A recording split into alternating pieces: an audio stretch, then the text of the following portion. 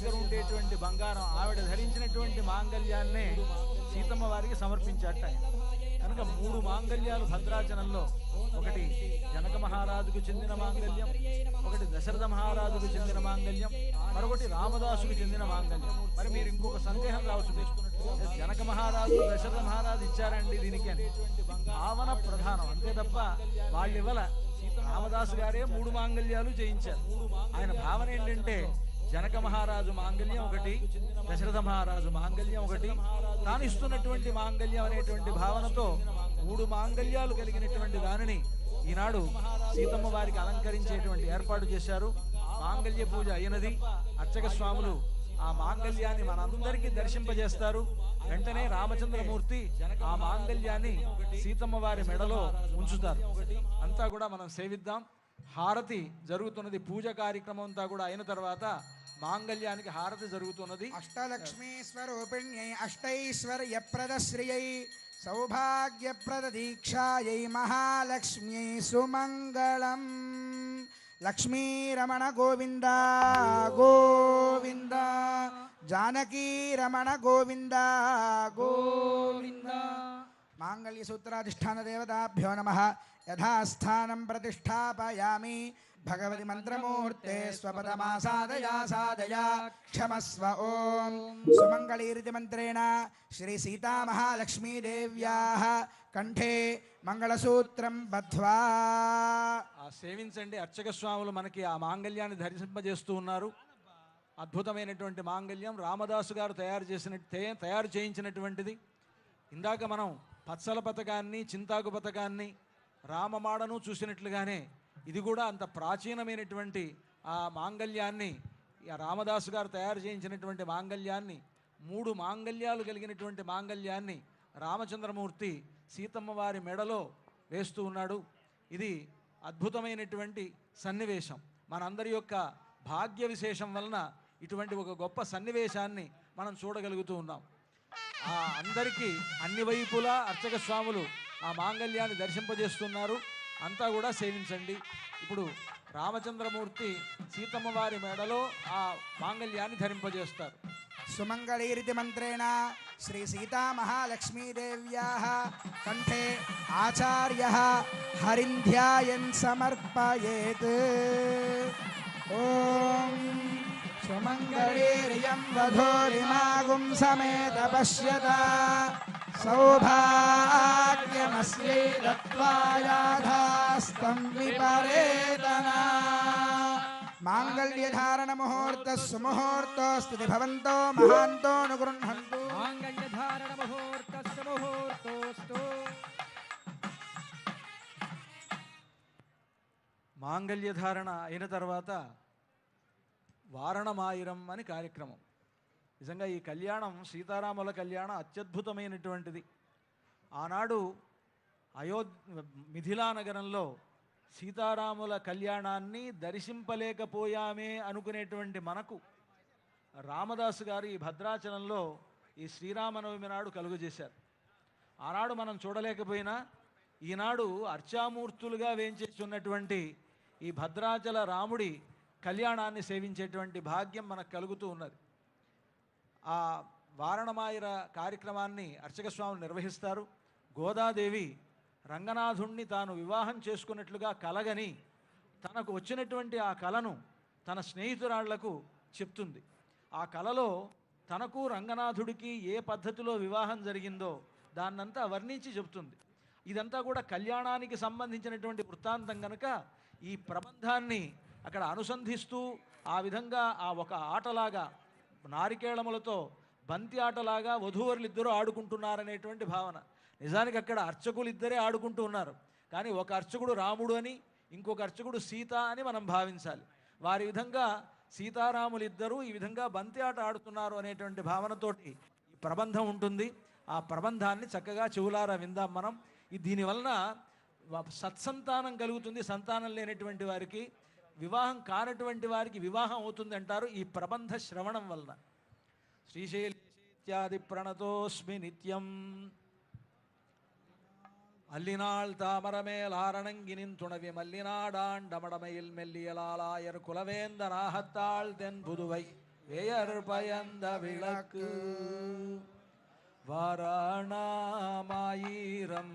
சுழாவாலம் செய்து நாராயண நம்பி நாடக்கின்னேதில்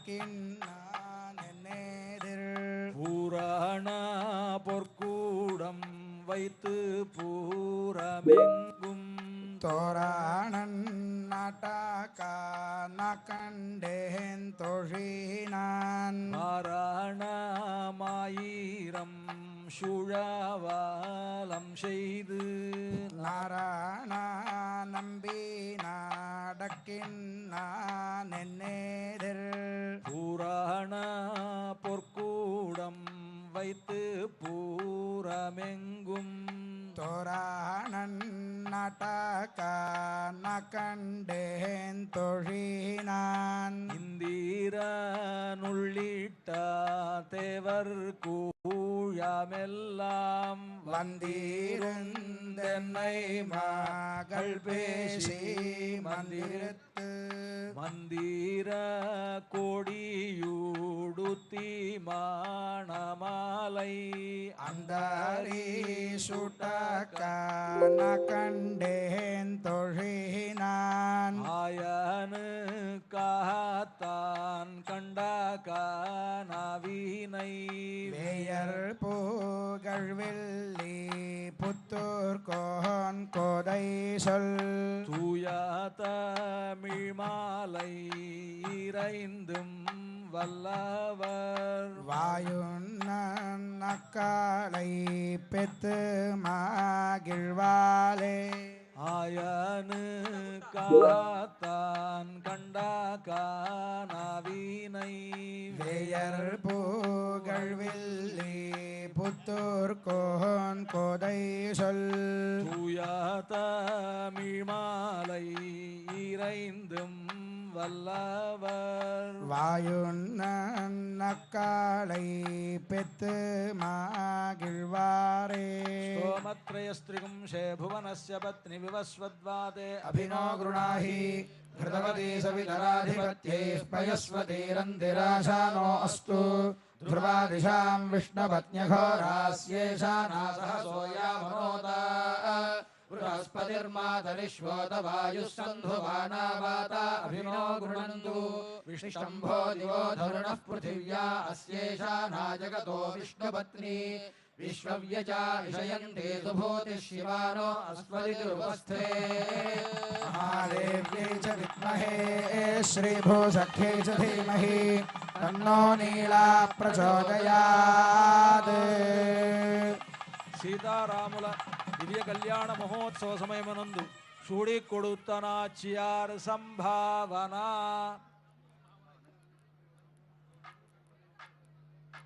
ఇప్పుడు కారణమాయిరం అయిన తర్వాత స్వామివారికి అమ్మవారికి ఇద్దరికి అక్షతారోపణం, తలంబరాల వేడుక. ఇది మన సంస్కృతిలో, ముఖ్యంగా మన తెలుగువారి సంస్కృతిలో ఇది కూడా ఒక గొప్ప విశేషం. ఇందాక మనం జీలకర్ర బెల్లం గురించి ఎలా అనుకున్నామో, ఈ తలంబ్రాల వేడుక కూడా మన తెలుగువారికి మాత్రమే ఉన్నది. అటువంటి ఒక విశేషమైనటువంటి తలంబ్రాలు. ముఖ్యంగా శంకరాచార్యుల వారు ఆ తలంబ్రాల గురించి చాలా గొప్పగా చెప్తారు. జానక్యా కమలామలాంజలి పుటే యాః పద్మరాగాయితాః న్యస్తా రాఘవ మస్తకే చ విలసత్ కుంద ప్రసూనాయితాః స్రస్తా శ్యామల కాయకాంతి కలితాః యా ఇంద్రనీలాయితాః ముక్తాస్తా శుభదా భవంతు భవతాం శ్రీరామ వైవాహికాః అని సీతారాముల కళ్యాణ సందర్భంలో ఒకరికొకరు వారు తలంబ్రాలు వేసుకుంటున్నప్పుడు, ఇప్పుడైతే మనం తలంబ్రాలు అనంటే అక్షతలు వేస్తున్నాం, కానీ ఆనాడు సీతారాములిద్దరూ ముత్యాలు పోసుకున్నారట. ముత్యాలు మణులతో కూడినటువంటి అద్భుతమైనటువంటి రత్నాలను వాటిని వారి శిరస్సున వారు వేసుకున్నారు. అయితే ముఖ్యంగా ముత్యాలు దాంట్లో ప్రధాన పాత్ర వహించాయి. ముత్యాలు తెల్లనైనటువంటివి. రామచంద్రమూర్తి నల్లనైనటువంటి వాడు. నల్లనైనటువంటి రాముడు తలపాగా చుట్టుకున్నాడు, తెల్లని తలపాగా అని పెళ్లి సందర్భంలో. సీతమ్మ వారు సహజంగానే బంగారు బొమ్మ, ఎర్రగా ఉంటుంది. ఆవిడ గోరింటాకు పెట్టుకుంది తన చేతికి, అది ఎర్రగా ఉంది. తెలుపు దగ్గర ఏ రంగు పెట్టినా ఆ రంగు ఆ తెలుపుకు వర్తిస్తుంది. తెల్లనైనటువంటి ముత్యాలు సీతమ్మ వారి చేతిలో, ఎర్రనైనటువంటి చేతిలో ఉండేటప్పటికీ ఆ తెల్లని ముత్యాలు ఇంద్రనీలమణుల్లా పద్మరాగాలుగా అయిపోయాయట. యా ఇంద్రనీలాయిత, యా పద్మరాగాయిత, పద్మరాగాలుగా అయ్యాయి.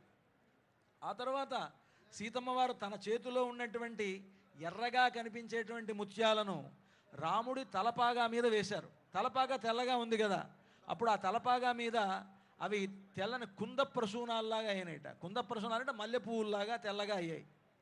ఆ తల మీదే ఉండవు కదా, తల మీద వేసిన తర్వాత కిందకి జారిపోతున్నాయి.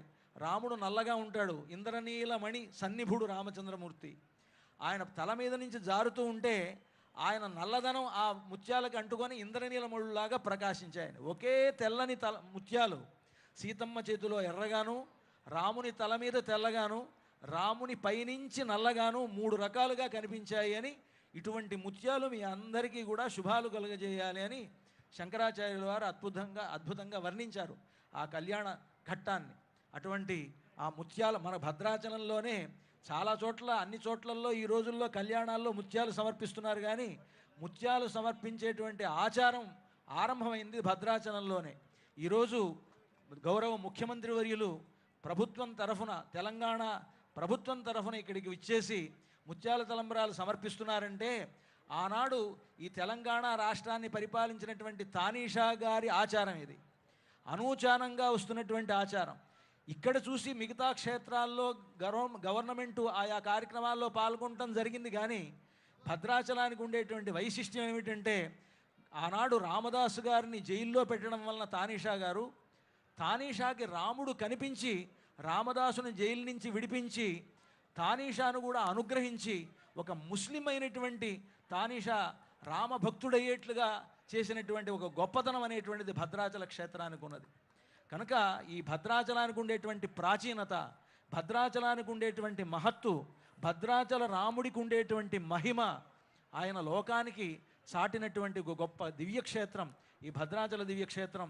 ఈనాడు ఆ ఆచారాన్ని, ఆ సంప్రదాయాన్ని కాపాడుతూ తెలంగాణ రాష్ట్ర ముఖ్యమంత్రి గారు ఇక్కడికి విచ్చేసి, వారే కాక వారి పరివారంగా ఉన్నటువంటి ఉప ముఖ్యమంత్రి గారు, మన మంత్రివర్యులు, మన దేవాదాయ శాఖ మంత్రి అందరూ వచ్చి ఈనాడు రామచంద్రమూర్తి యొక్క సేవలో పాల్గొంటూ ఉన్నారు. మరొక గొప్ప విశేషం ఈనాటి కళ్యాణానికి, పరాభవనామ సంవత్సర శ్రీరామనవమి కళ్యాణోత్సవానికి ఏమిటి విశేషం అంటే, ఈరోజు ముఖ్యమంత్రి వర్యులు అక్కడ సరిగ్గా ఈ పునరుద్ధరణ కార్యక్రమాలని ప్రారంభించి వస్తున్నారు. నిజంగా అది ఎంత గొప్ప అదృష్టం.